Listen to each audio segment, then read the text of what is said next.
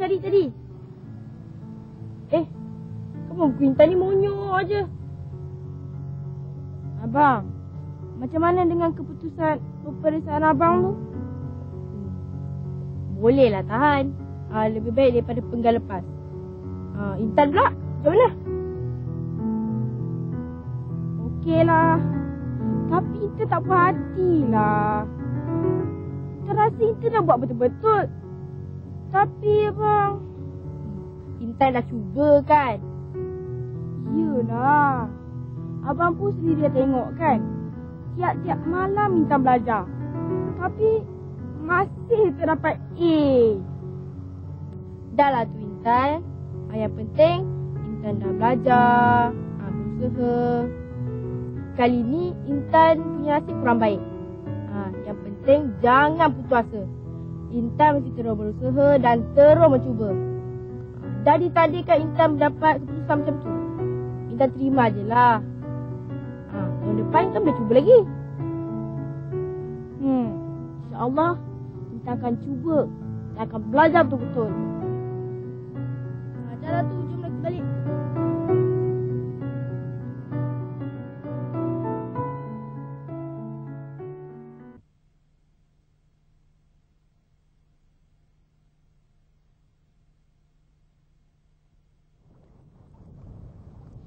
Alhamdulillahi Rabbil Alamin. Wassalatu wassalamu ala ashrafil anbiya'i wal mursalin wa ala alihi wa sahbihi ajma'in. Assalamualaikum warahmatullahi wabarakatuh. Adik-adik muslimin muslimat, penonton yang dirahmati Allah. Apa khabar adik-adik semua? Saya harap adik-adik semua berada dalam keadaan sihat dan ceria. Adik-adik tentunya sedia maklum bahawa beriman dengan qada dan qadar merupakan rukun iman yang keenam. Oleh itu, kita sebagai umat Islam wajib mempercayai dan meyakininya. Dalam episod kali ini, Ustaz akan menerangkan tentang tajuk beriman dengan qada dan qadar dan perkara-perkara yang berkaitan dengannya.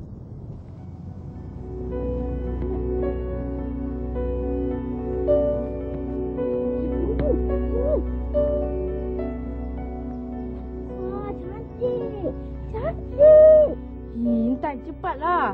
Kita dah lambat tadi tau. Intan tahu Ustaz dah tunggu lama dah. Kejap lah. Cantik kan Mungali kan? Cantik kan? Abang. Tadi abang ada cakap tentang takdir kan? Dekat sekolah, Intan ada belajar dengan ustazah tentang kodok dan qadar. Sama ke apa yang dikatakan dengan takdir? Entahlah. Abang pun susah nak jelaskan. Nanti kan kita jumpa Ustaz. Kita tanyalah Ustaz. Alah, cepatlah. Okeylah. Jom.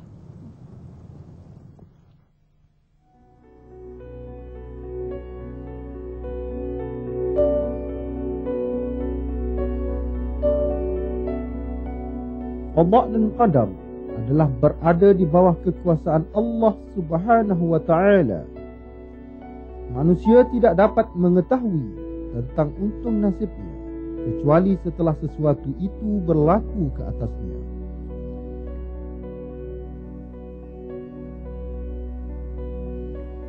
Walau bagaimanapun, untung nasib itu adalah disebabkan manusia sendiri yang melakukannya. Oleh itu, sebagai umat Islam, kita mestilah mempercayai serta beriman dengan qada dan qadar, sebagaimana firman Allah Subhanahu wa ta'ala yang bermaksud bahawa segala-galanya kami jadikan dengan qadar.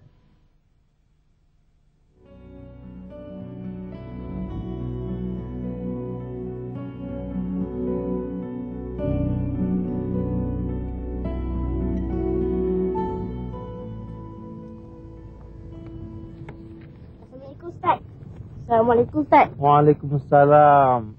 Oma Intan. Apa khabar Oma Intan? Alhamdulillah baik. Cuma Intan ni dia masih tak puas hati dengan keputusan peperiksaan dia tu. Tak puas hati? Kenapa Intan? Gagal ke? Taklah sampai tahap gagal Ustaz. Cuma Intan pelik lah. Pagi, petang, siang, malam Intan belajar. Tapi keputusan tidak memuaskanlah Ustaz. Apa yang nak hairankan Intan? Itulah ujian daripada Allah yang dinamakan qada dan qadar. Abang tadi ada cakap tentang takdir. Sama ke kalau dikatakan dengan qada dan qadar tu? Sama tu Intan. Baiklah. Dalam pengertian yang mudah difahami, qada dan qadar bermaksud kita mempercayai bahawa di samping kita berusaha merancang kehidupan di dunia ini, Allah telah menentukannya. Dan setiap sesuatu itu berada di bawah kekuasaannya. Apa maksudnya Ustaz? Maksudnya, manusia telah dikurniakan akal fikiran supaya kita dapat berfikir dan berikhtiar. Setelah berusaha dan berikhtiar, kita perlulah berdoa dan bertawakal kepada Allah. Ini kerana Allah yang maha berkuasa dan maha mengetahui serta menentukan akan segala-galanya. Pengertian qada. Qada ialah pelaksanaan ketetapan yang telah ditetapkan oleh Allah Subhanahu wa taala. Pengertian qadar. Qadar ialah satu ketetapan ke atas makhluk Allah sejak azali lagi.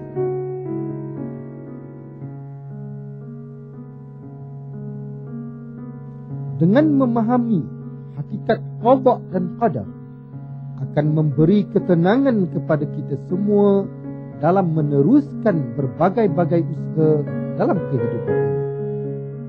Bahkan kita akan lebih bersemangat lagi dalam meneruskan perjuangan hidup.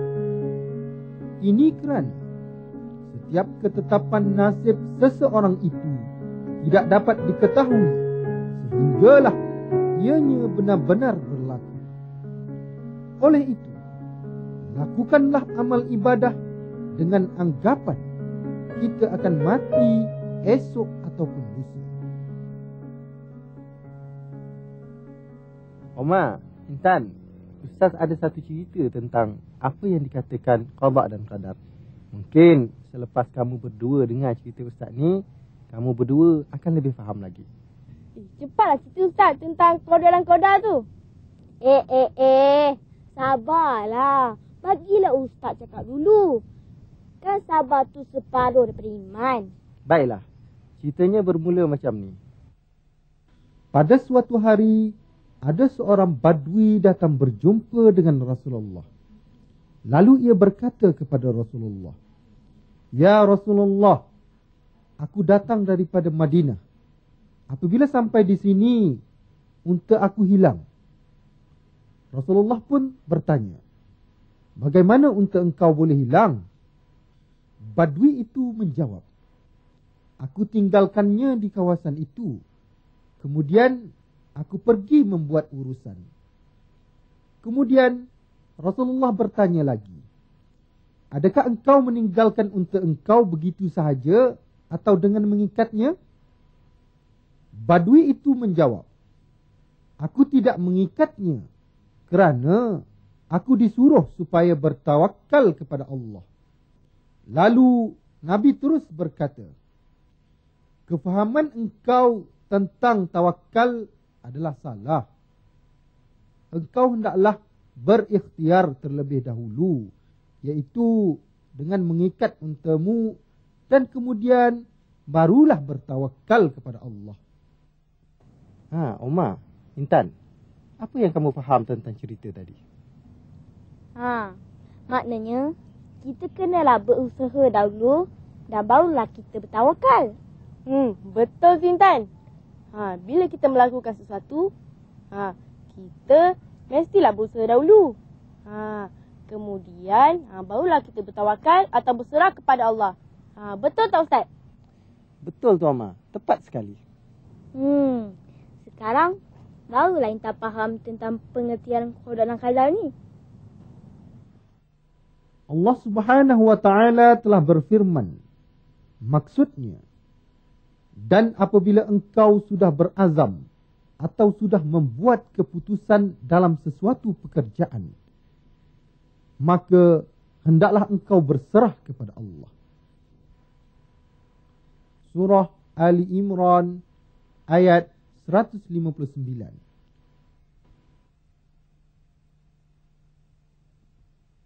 Adik-adik, antara hikmah kita disuruh bertawakal kepada Allah adalah supaya kita tidak mudah berputus asa dengan rahmat-Nya. Dan kita juga tidak mudah merasa takut atau kurang yakin dalam membuat sebarang keputusan yang penting dalam kehidupan kita di dunia ini. Namun, kita perlulah berusaha terlebih dahulu sebelum bertawakal kepada Allah. Bertawakal kepada Allah bukanlah bererti meninggalkan sebarang usaha seperti berniaga, bekerja, belajar dan sebagainya. Tetapi yang dimaksudkan dengan bertawakal kepada Allah ialah menyerah diri kepada Allah setelah berusaha dan berikhtiar terlebih dahulu. Kejadian alam ini, tumbuh-tumbuhan dan semua kehidupan adalah bukti kekuasaan Allah. Allah lah yang mentadbir dan menentukan segala-galanya. Termasuk hidup dan mati ke Ustaz? Betul tu Intan. Kenapa Intan tanya? Taklah Ustaz. Sebenarnya kami ni ada sepupu yang kembar. Kedua-duanya mempunyai penyakit yang sama. Penyakitnya ialah bara. Yalah Ustaz. Keluarga dah berusaha berubat kat kampung, hospital, cara moden, macam-macam lagi Ustaz. Baru tahun lepas abah dia meninggal. Kesian Ustaz. Kesian kami tengok keluarga dia tu tau. Apa tak lagi dengan adiknya. Tak terima dengan kematian abang tu. Memanglah menyedihkan apabila orang yang kita sayangi meninggal dunia. Namun sebagai orang Islam, kita mestilah terima dengan redha apa yang telah ditetapkan oleh Allah. Ini kerana Allah lebih mengetahui akan segala-galanya.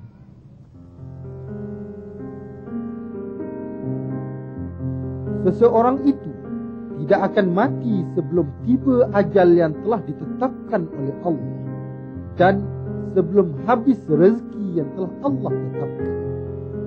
Sebagaimana firman Allah Subhanahu wa taala, "Wa ma kana li nafsin an tamut illa bi iznillahi kitaban muajjala." Maksudnya, dan tiap-tiap makhluk yang bernyawa tidak akan mati melainkan dengan izin Allah, iaitu satu ketetapan yang tertentu masanya. Surah Al-Imran ayat 145.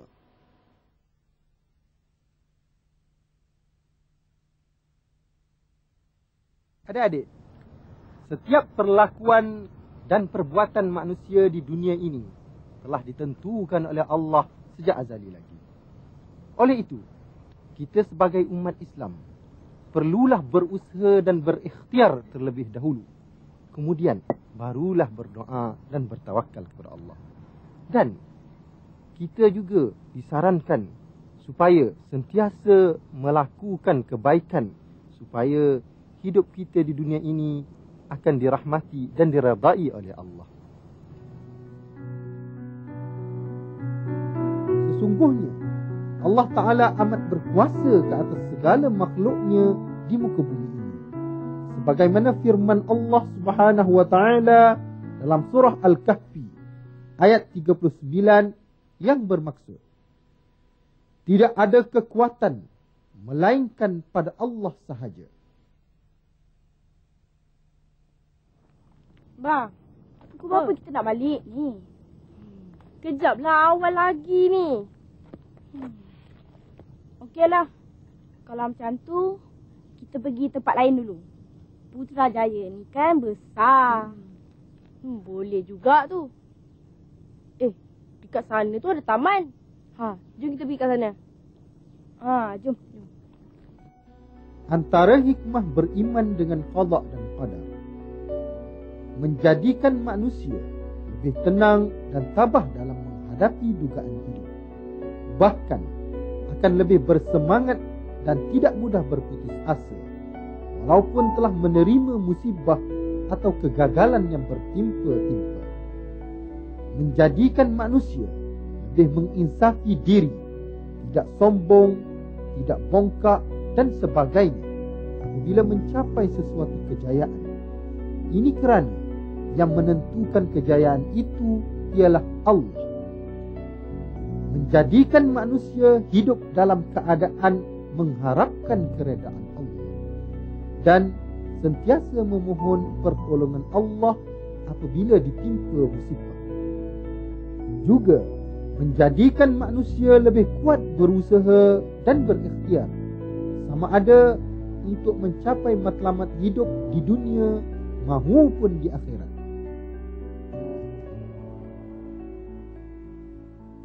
Hikmah beriman dengan qada dan qadar mendorong seseorang itu menjadi berani dan berhemat tinggi, menyebabkan seseorang itu tabah menghadapi dugaan hidup kerana semua takdir adalah dari Allah.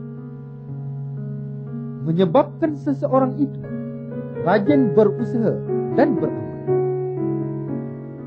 menambah ketakwaan dan keimanan seseorang, bersabar menerima ujian, mengelakkan manusia bersifat angkuh dan takut, dan membina sifat takwa setelah giat berusaha.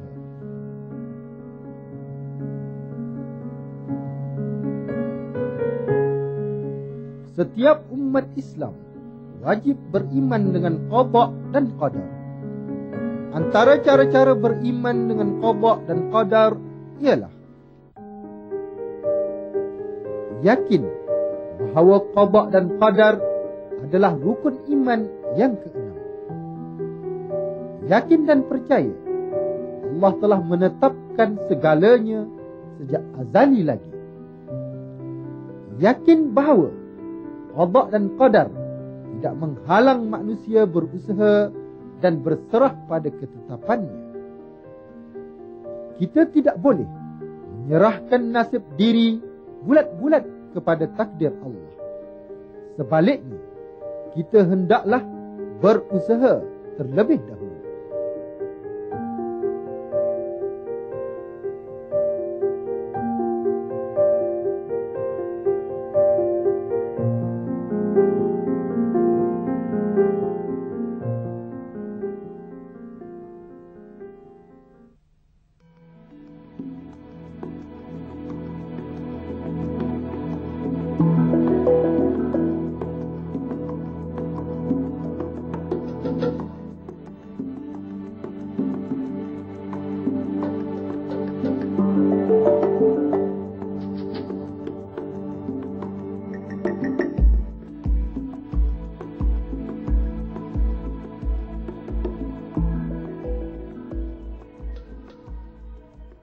Baiklah Umar, Intan, selepas ini apa sahaja yang berlaku ke atas diri kita hendaklah diterima dengan hati yang redha, kerana semua itu adalah ketentuan dan kehendak Allah. InsyaAllah Ustaz. Ustaz, kami rasa kami berdua ni kena balik dulu sebab hari dah petang ni. Baiklah, tapi jalan baik-baik tau. Baiklah Ustaz. Assalamualaikum Ustaz. Assalamualaikum Ustaz. Waalaikumsalam.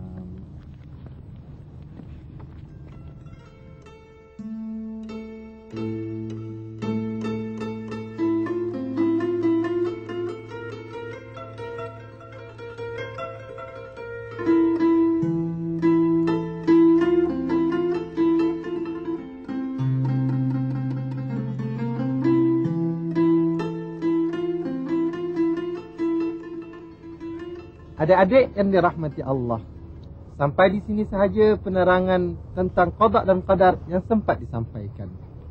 Ingatlah bahawa beriman dengan qada dan qadar adalah wajib bagi setiap individu muslim. Ini kerana beriman dengan qada dan qadar adalah rukun iman yang keenam. Di samping itu, beriman dengan qada dan qadar mempunyai berbagai-bagai kelebihan dan hikmah di sebaliknya. Hingga bertemu lagi di lain episod. Wabillahi taufiq wal hidayah. Wassalamualaikum warahmatullahi wabarakatuh.